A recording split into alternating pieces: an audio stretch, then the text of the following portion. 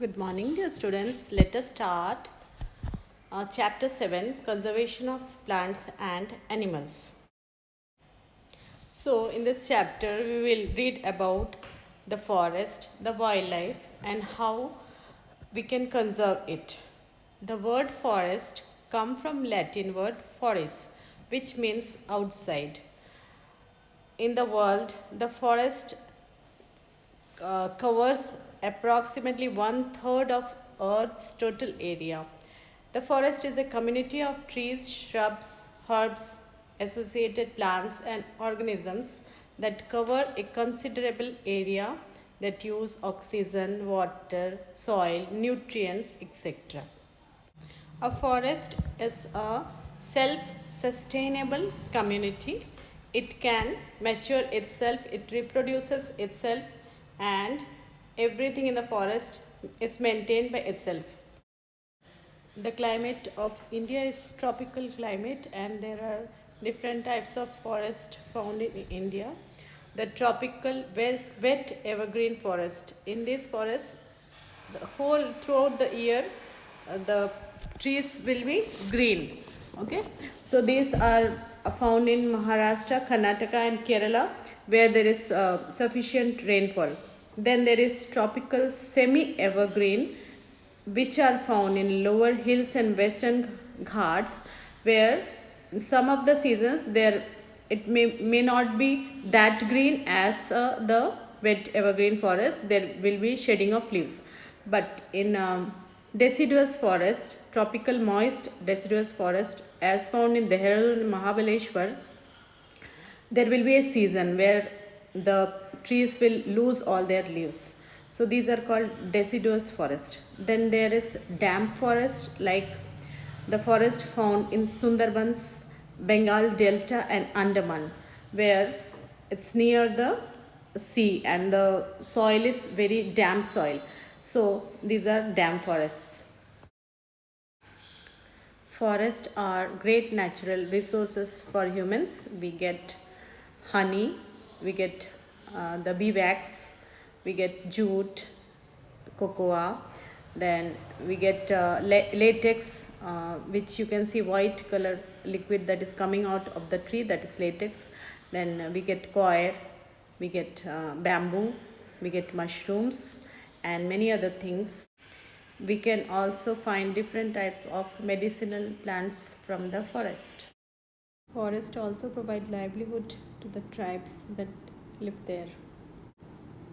The roots of the trees go deep into the soil, and the grass of the forest, they also hold the soil.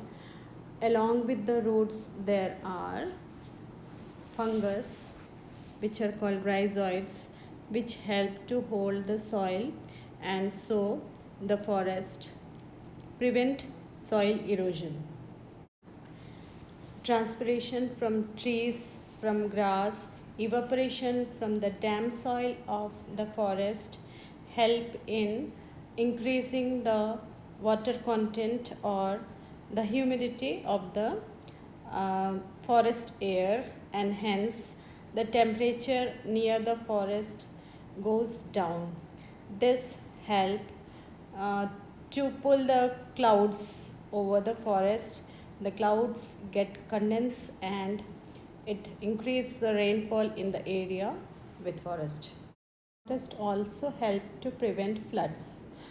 The roots, they hold the soil, and whenever there is much water in the forest, then the groundwater is sucked through the uh, through the roots of the trees, and it is stored in the tree, and the canopy of the tree will help the evaporation, and hence there will be a circulation of water, and excess water is thus minimized. The effect of excess water is thus minimized, and this reduces the effect of flood. Forests also provide habitat or home to diverse species.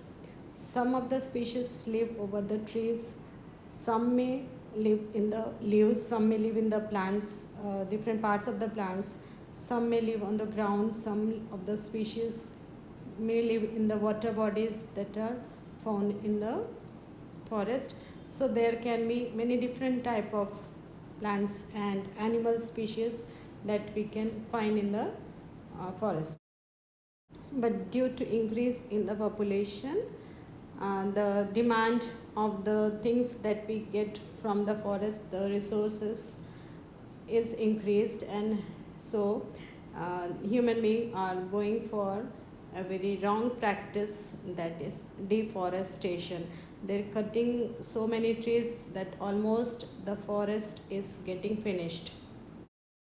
So deforestation means clearing of the forest and using that land for other purposes. Trees in the forest are cut for various purposes like procuring land for cultivation, building houses and factories, making furnitures, or using wood as fuel. There are various bad consequences of deforestation. There are global warming, flooding of rivers, animals and plants' life are getting affected.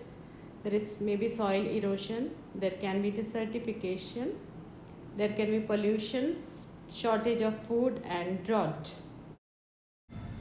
Forests are important part of our life, so we have to take measures to conserve the forest. For this, we have to preserve wildlife with biosphere reserves, sanctuaries and national park. We have to prevent cutting of trees and grazing of animals. We should celebrate Van Mahotsava and other festival to celebrate importance of forest and wildlife. We should do reforestation, afforestation. We have to prevent forest fire, and we should do recycling of paper to prevent cutting of large scale of trees. Earth consists of variety of animals and plants. Biological diversity or biodiversity refers to the variety of organisms existing on the earth, their interrelationship and their relationship with the environment.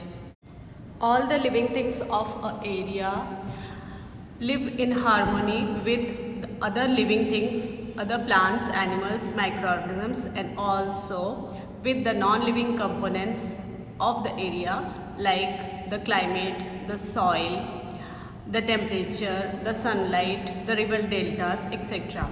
So, an ecosystem is made up of all the plants, animals and microorganisms in an area along with the non-living components such as climate, soil, river deltas, etc. Fauna is all the animal life of a particular region or time.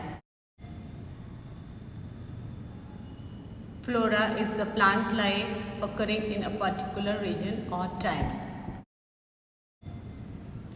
National parks are areas reserved for wildlife where they can freely use the habitats and natural resources. A national park is a park used for conservation purpose. Often it is a reserve of natural, semi-natural or developmental land that a sovereign state declares or owns. So, in national park, the wildlife are free and they are safe. Here is a map of few national parks of India. Biosphere reserves are large areas of protected land for conservation of biodiversity and traditional life of the tribals living there. So, biosphere reserves are actually very large areas, natural areas where the plants and animals live together with the tribals of the area, like the Pachmadi Biosphere Reserves, where you can find the tribals also and the diverse plants and animals of that area also. This map shows some of the important biological reserves of India. Wildlife sanctuaries are areas where animals are protected from any disturbance to them or their habitat. So, wildlife sanctuaries are exclusively for specific animal types. They protect specific animals. You can see some of the important wildlife sanctuaries of India.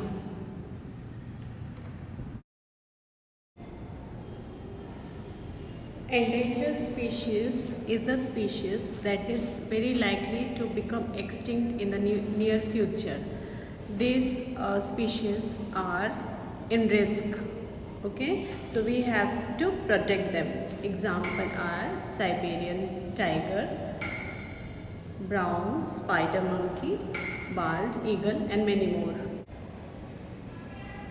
Endemic species are species of plants, animals, or other species which are found only in a particular area of world, like lion-tailed macaque, Nilgiri tahr, Nilgiri blue robin, Indian giant squirrel are found only in India. You know that in Australia there is kangaroo which is found only in Australia. The plants and animals which are completely lost or extinct from earth are called extinct species, like western camel, American lion, ancient bison, mastodon, Hagerman horse, saber-toothed cat, short-faced bear, Columbia mammoth, dire wolf, and Jefferson's ground sloth. The International Union of Conservation of Nature was founded in 1948. This maintains the record of all the threatened species. In this book, which is red in color, there is a color-coded information sheet where the animals' names are arranged according to the risk of extinction. The seasonal movement of animals from one place to another place in search of food and breeding ground is called migration. Bird migration is a very important phenomenon that we can see.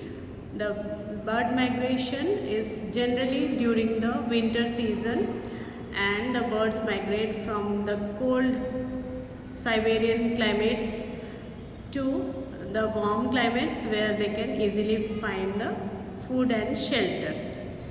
Here you can see the migratory routes of the birds. Some birds that show migration are barnacle geese and Siberian crane. Dear students, I hope this video will help you to understand this chapter properly. Thank you very much.